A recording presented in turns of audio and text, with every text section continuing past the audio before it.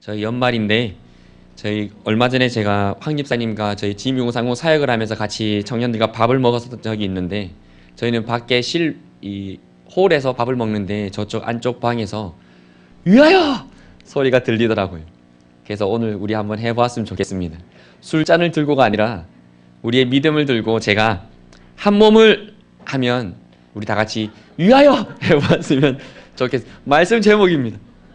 한번 해보겠습니다. 한 몸을 위하여. 그렇죠. 여기에 손이 자연스럽게 올라가시는 분들은 무엇인가의 문화에 적응되어 계신 분들입니다. 간혹 몇몇 분들은 주먹을 쥐셨는데 간혹 몇몇 분들은 집게 손가락이 펼쳐지셨거든요. 갈급함에 행위하는 줄 믿습니다. 저희 한 번 더 해볼까요? 한 몸을 위하여. 아멘입니다. 하나 되어지는 새벽에 되기를 바랍니다. 성령이 우리에게 오시면 우리 삶에 당연히 맺어야 하고 당연히 맺어지는 열매가 있습니다. 그것은 바로 갈라디아서 5장 22절에 나오는 성령의 9가지 열매입니다. 이 열매는 그리스도인들의 삶에서 당연히 맺어져야 하는 것들입니다. 어떠한 기도를 많이 해서거나 어떠한 영적인 것들을 경험해서가 아니라 그리스도인이라면 당연히 맺어져야 하는 열매가 바로 성령의 9가지 열매입니다. 그 열매는 사랑, 희락, 화평, 오래 참음, 자비, 양선, 충성, 온유, 절제, 이 모습으로 우리의 삶에 드러나는 것입니다. 즉 열매라는 것이 그러한 우리의 삶의 모습으로 드러나게 된다라는 말씀입니다. 그렇기 때문에 성령이 오시면 방언은 말할 수도 있고 말하지 못할 수도 있습니다. 하지만 사랑은 반드시 맺어야 하는 줄 믿습니다. 성령이 우리에게 오시면 예언을 할 수도 있고 하지 못할 수도 있습니다. 하지만 화평은 반드시 맺어야 합니다. 성령이 오시면 방언을 통역할 수도 있고 하지 못할 수도 있습니다. 하지만 충성의 열매는 반드시 맺어야 합니다. 이처럼 성령의 9가지 열매는 그리스도인이라 고백하는 자들의 삶에서 반드시 있어야 하는 것입니다. 왜냐하면 마태복음 12장 33절에 주님께서 그들의 열매로 그들을 알 것이다 라고 말씀하셨기 때문에 우리가 성령의 열매를 맺어 나아갈 때에 우리는 성령의 사람들인 줄 믿습니다. 그렇다면 다르게 말해서 우리가 성령의 열매를 맺지 못하고 살아가고 있다면 우리는 성령의 사람이 아니다라는 말씀이 되어지는 것입니다. 그렇기에 성령의 열매를 맺으며 살아가는 우리 성도님들의 삶이 되어지기를 바랍니다. 이와 마찬가지로 우리에게는 하나님이 주신 은사가 있습니다. 이 은사를 크게 두 가지 모습으로 본다면 선천적인 은사와 후천적인 은사로 나눌 수가 있습니다. 선천적 은사는 본래 가지고 태어나는 은사입니다. 후천적 은사는 어떠한 사역을 수행하기 위해서 주시는 하나님의 특별한 은사라고 할 수가 있습니다. 오늘 성도님들과 나누고 싶은 부분은 앞에 부분, 선천적 은사에 대해서 나누고 싶습니다. 특별히 이 부분을 나누고 싶은 이유는 우리가 때로는 선천적인 은사보다 후천적 은사를 더 크게 평가할 때가 있기 때문입니다. 하지만 기억해야 할 것은 선천적 은사가 잘 활용되고 잘 훈련되어졌을 때 하나님께서는 또 다른 후천적인 은사들을 허락해 주신다라는 것입니다. 그렇기에 우리 새벽의 성도님들이 더 큰 꿈을 가지시고 더 큰 하나님의 은사로 더 놀라운 인생을 살기 원하셔서 먼저 우리가 선천적인 은사에 대해서 나누기를 원하는 것입니다. 그리고 하나님께서 주시는 더 큰 은사들을 사모하시고 선물로 받으시는 우리 모든 성도님들 되시기를 바랍니다. 여러분들은 모두 은사자입니다. 여러분들은 모두 은사자입니다. 하나님의 은사를 가지고 계신 분이다라는 것입니다. 저 사람에게는 은사가 있고 나에게는 은사가 없다가 결코 아닙니다. 하나님께서는 여러분 모두에게 이미 하나님의 은사를 주셨습니다. 예를 하나 들어보겠습니다. 백민호라는 아이가 있었습니다. 백민호가 아니라 백미노입니다. 이 아이가 있었는데 그 아이가 점심시간이 되었는데 그날따라 배가 너무 고팠습니다. 아침을 먹고 왔는데도 배가 고팠습니다. 그래서 평소에 자신이 먹던 양보다 훨씬 많은 양을 그릇에 담았습니다.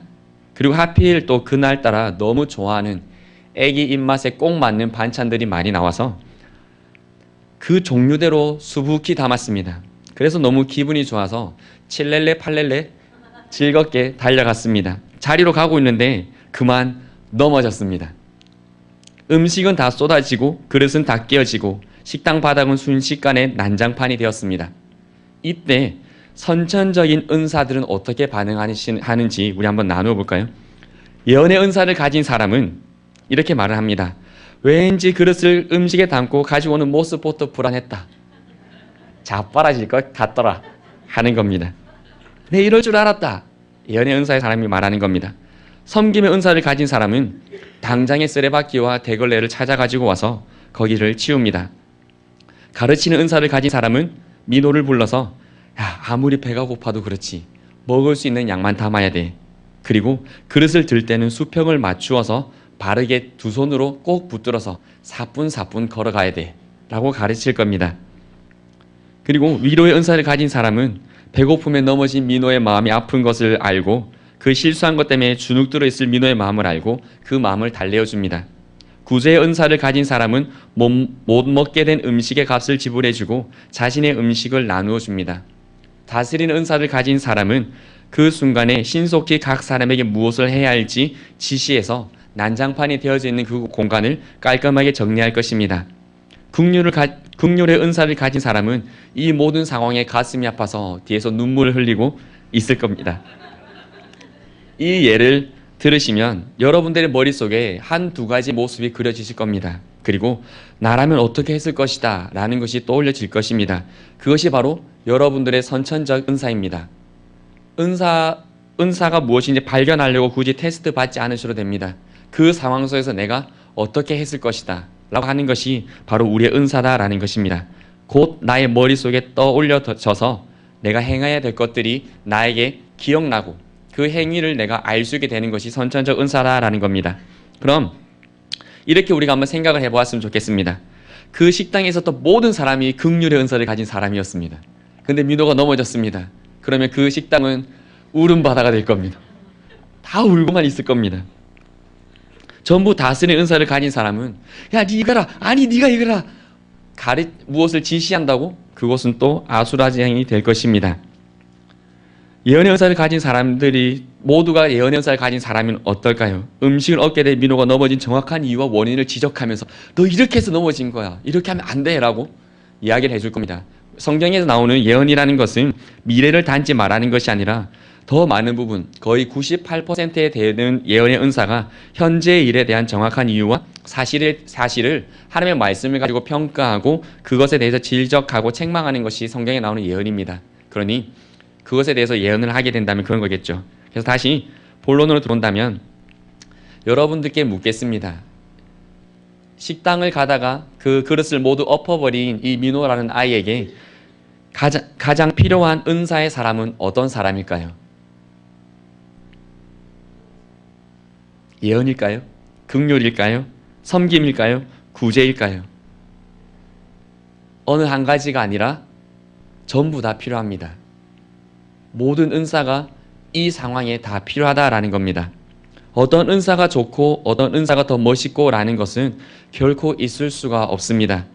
어떤 은사를 가지고 있든 다 좋고 필요한 건 줄 믿습니다. 성도님들께서 우리 새빛교회에 다 좋고 다 필요하신 분이다라는 것입니다. 그리고 나와 다르다는 이유로 다른 은사를 가진 사람을 판단해서는 결코 안 됩니다. 그 사람에게 그 은사를 주신 분은 하나님이십니다. 여러분들에게 은사를 주신 분은 하나님이십니다. 그렇기 때문에 나에게 은사를 주신 분도 하나님이신데 감히 저 사람에게 은사를 주신 하나님을 우리가 평가할 수가 있겠습니까? 이 시간에 말씀드리는 거지만 하나님을 평가하는 것은 하나님께서 결코 용납하지 않으십니다. 하나님이 결코 피조물에게 평가 받으실 만한 낮으신 분이 아니십니다. 하나님을 판단하는 게 무엇이겠습니까? 우리가 이렇게 얘기를 해볼 수 있겠죠. 그 민호의 그 상황 속에서 야, 지금 운다고 문제가 해결되나? 뭐 그리 매사에 감정적이고 누가 누구에게 하는 말이겠습니까? 누가 듣는 얘기겠습니까? 일단은 긍휼의 은사를 가진 그 상황이 아파서 눈물 짓고 있는 사람한테 누군가 하는 말이겠죠. 아니면 이렇게 말할 수도 있습니다. 야, 지금 가르치러 가지 마라. 민호가 불쌍하지도 않나. 사람이 정이 없노, 정이.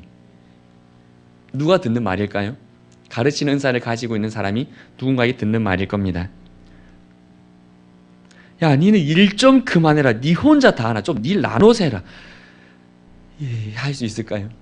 일단 누가 듣는 말일까요? 섬김의 은사를 가지고 있는 사람이 듣는 말일 겁니다. 감히 하나님 앞에서 우리가 이렇게 말을 할 수 있을까요? 우리가 한번 1년간의 우리의 모습들을 한번 살펴보았으면 좋겠습니다. 조금 더 성도님들께 이 부분을 확실하게 말씀드리고 싶어서 이렇게 다시 말씀드리겠습니다. 우리 새벽교회에 필요한 은사는 모든 은사입니다. 믿으십니까? 예언만도 아니고 긍휼만도 아니고 섬김만도 아니고 구제뿐만이 아니라 모든 은사가 우리에게 다 필요합니다. 그런데 우리는 때론 이렇게 생각할 때가 있습니다. 저 사람만 없어도 우리 교회 분위기가 좋아질 텐데 저 사람은 매사에 비판적이야. 저 사람은 자기도 잘못하면서 맨날 가르치려고 해. 쟤는 무슨 맨날 우냐. 무슨 눈물을 슈퍼가서 사오나. 어떻게 울고 또 우노. 운다고 상황이 잘 돼? 잘 해결이 돼? 아, 저 사람만 없어도 우리 교회가 더 성장할 수 있을 텐데. 맞나요? 아닙니다. 믿으십니까? 절대 아닙니다. 이 생각 절대 있어서는 안 되는 줄 믿습니다. 이건 교회를 나누는 너무나도 악하고 사단이 주는 생각임을 분명히 기억하시기를 바랍니다. 우리 모두는 각자의 은사를 가지고 그리스도의 몸, 교회를 세우기 위해 부름받은 자들인 줄 믿습니다. 공동체는 톱니바퀴가 돌아가는 것과 같습니다. 한 사람의 하나의 톱니바퀴가 돌아가는 것이 아니라 여러 개의 톱니바퀴가 돌아갑니다. 그 톱니바퀴가 잘 돌아가기 위해서는 어떻게 되어야 하나요? 오른쪽에 있는 톱니바퀴의 귀가 튀어나오면 왼쪽에 있는 톱니바퀴의 귀는 들어가야 합니다. 둘 다 튀어나와 있는 귀로 맞부딪힌다면 그 톱니바퀴로 운영되어지는 것은 원활하지 않게 될 것입니다. 여러분들 걸을 때 두 다리가 동시에 앞으로 갔다가 뒤로 갔다가 하십니까? 여러분들 걸어가실 때 양팔이 동시에 앞으로 갔다가 뒤로 갔다가 이렇게 걷지 않으시지 않습니까? 왜 몸이 그렇게 반응을 하지 않나요? 몸의 균형을 위해서 양손은 번갈아 움직입니다. 앞으로 전진하고 가기 위해서 두 다리는 번갈아 움직입니다. 이것이 공동체의 원리인 줄 믿습니다. 그러니 저 사람만 없으면 이라는 생각은 결코 우리 새빛교회에서 눈꽃만큼도 없어지기를 주님의 이름으로 소망합니다. 우리 모두는 은사자입니다. 그럼 상대방의 은사를 바라보는 관점을 우리가 이렇게 생각했다면 나의 은사를 바라보는 관점은 어떻게 해야 될까요? 우리는 은사를 사용할 때 어떻게 사용해야겠습니까?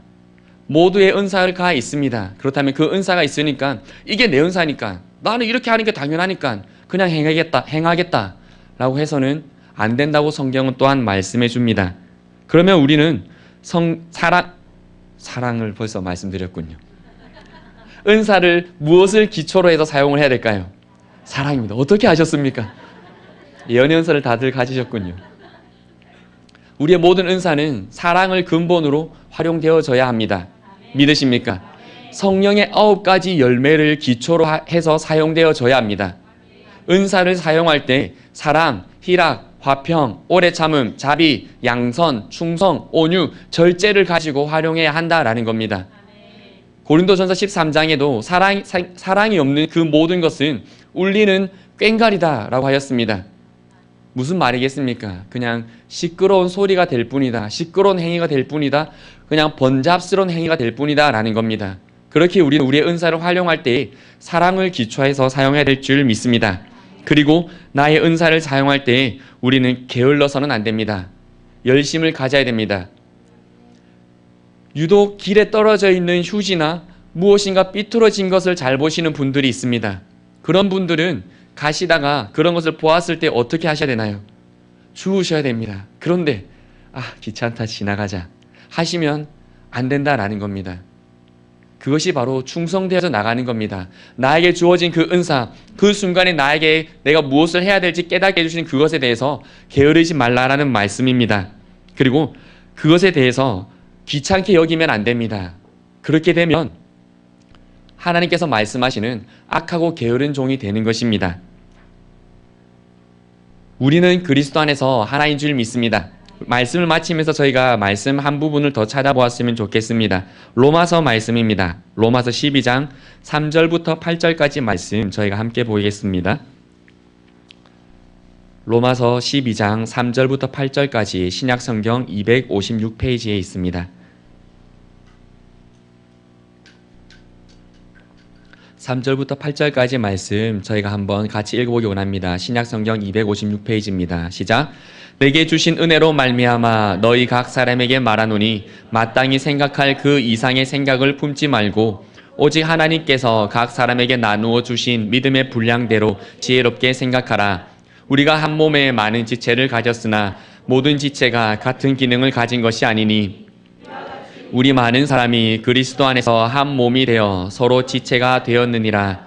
우리에게 주신 은혜대로 받은 은사 각각 다르니 혹 예언이면 믿음의 분수대로, 혹 섬기는 일이면 섬기는 일로, 혹 가르치는 자면 가르치는 일로, 혹 위로하는 자면 위로하는 일로, 구제하는 자는 성실함으로, 다스리는 자는 부지런함으로, 긍휼을 베푸는 자는 즐거움으로 할 것이니라. 아멘. 하나님께서는 이미 우리에게 은사를 주셨습니다. 서로를 판단하거나 다른 사람의 은사를 비판하는 그러한 모습들이 우리 새벽교회에선 없어지기를 원합니다. 왜냐하면 나중에 우리가 하나님 앞에 섰을 때에 하나님께서 이렇게 말씀하실 겁니다. 그때 너 왜 나를 비웃었어? 너 왜 나를 질투했어? 왜 뒤에서 나를 욕했어? 왜 나에게 핀잔을 줬어? 하나님께서 이렇게 말씀하시면 우리가 이렇게 말할 겁니다.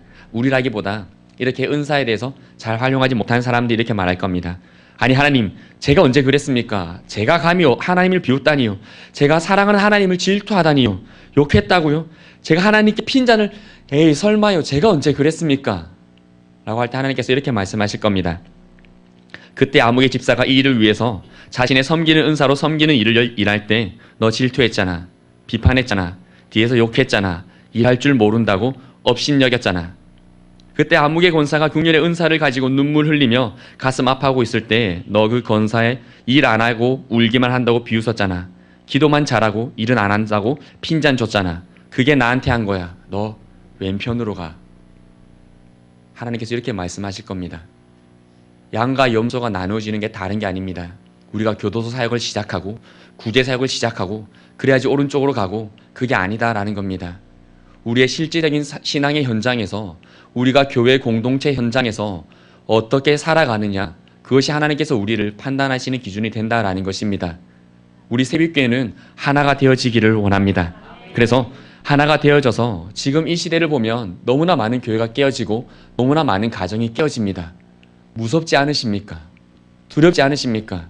그 물결들이, 그 공포의 바람들이 언제 우리의 삶의 현장으로 들어와서 우리 교회가 언제 흔들릴지, 우리 가정이 언제 흔들릴지 두렵지 않으십니까? 그때 가서 발버둥 치면 늦습니다. 지금부터 하나 되어지는 새벽교회 되어지기를 원합니다. 올 한 해 동안 하나 되어지 못했던 것 있다면, 혹시 하나님께서 보실 때에 기쁘시지 않으셨던 모습이 나에게 있다면 하나님께 회개할 수 있는 우리 새벽교회 되기를 바랍니다. 그리고 또다시 하나님 앞에서 2016년도의 시간을 우리에게 허락해 주실 때에 더욱더 하나 되어져 나가는 우리 새벽교회 되어지길 원하고, 그 그리스도의 몸으로 하나됨을 위해서 노력하는 우리 새벽교회, 그리고 우리의 은사를 성령의 9가지 열매와 사랑 안에서 온전히 활용하는 우리 새벽교회 되어지기를 소망합니다. 함께 기도드리겠습니다.